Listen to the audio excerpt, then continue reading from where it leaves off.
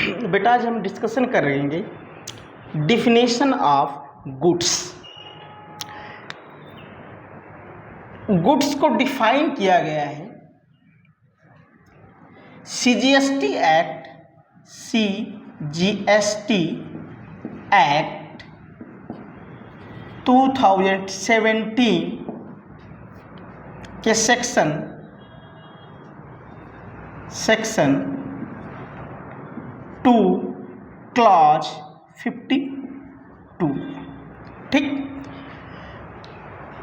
Define किया गया goods को CGST act 2017 section 2 clause 52।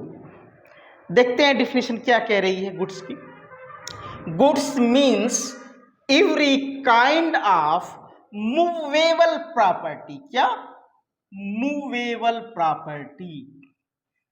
Goods की डिफिनेशन में तो गुड्स कौन है? जो मूव कर रहा है, यानी जिसको एक स्थान से दूसरे स्थान पे हम ले जा सकते हो इजिली।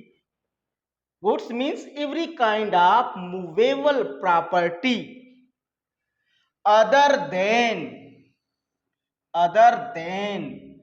Money and securities. क्या कर रहा है? अदर देन, यानी गुड्स की डिफिनेशन में क्या इंक्लूड्स नहीं कर रहा है? Money and securities. मनी मतलब मनी की बात कर रहा है, जैसे रुपीस,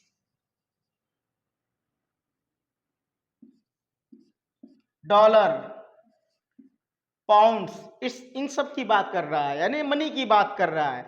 यानी मनी को गुड्स की डिफिनेशन में शामिल नहीं किया, यानी मनी गुड्स नहीं है। एंड सिक्योरिटीज, कुछ भी, कोई भी सिक्योरिटीज हो, शेयर, डिवेंचर, कुछ भी हो, वो क्या है?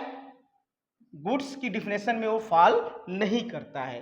ठीक, तो goods means every kind of movable property other than money and security. Movable property यानी लैंड और बिल्डिंग गुड्स की डिफिनेशन में नहीं आएगा, क्योंकि लैंड एंड बिल्डिंग क्या होता है? इमूवेबल प्रॉपर्टी होता है। लैंड एंड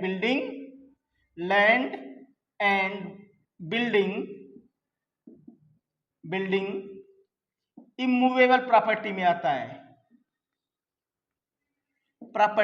है। ठीक, बट इंक्लूड्स एक्शनेबल क्लेम। क्या कह रहा है? गुड्स की डिफिनेशन में क्या है? एक्शनेबल क्लेम कवर होता है। एक्शनेबल क्लेम को हम अदर से डिफाइन करेंगे। ठीक, actionable claim growing crops, grass and things attached to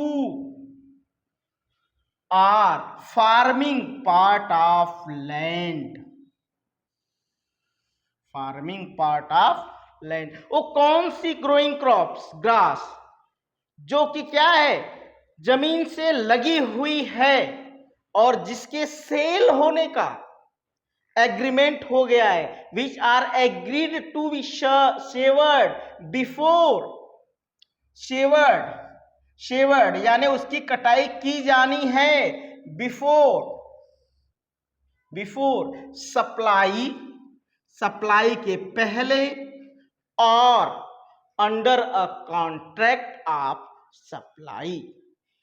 यानी growing crops, grass and things जो कि लैंड से अटैच है, जिसकी कटाई की जानी है। कटी हुई को नहीं, वो तो ऑलरेडी कवर है गुड्स में, लेकिन जिसकी कटाई की जानी है, लेकिन उसके सप्लाई का कॉन्ट्रैक्ट हो चुका है, वो क्या होगी? गुड्स होगी। Thank you.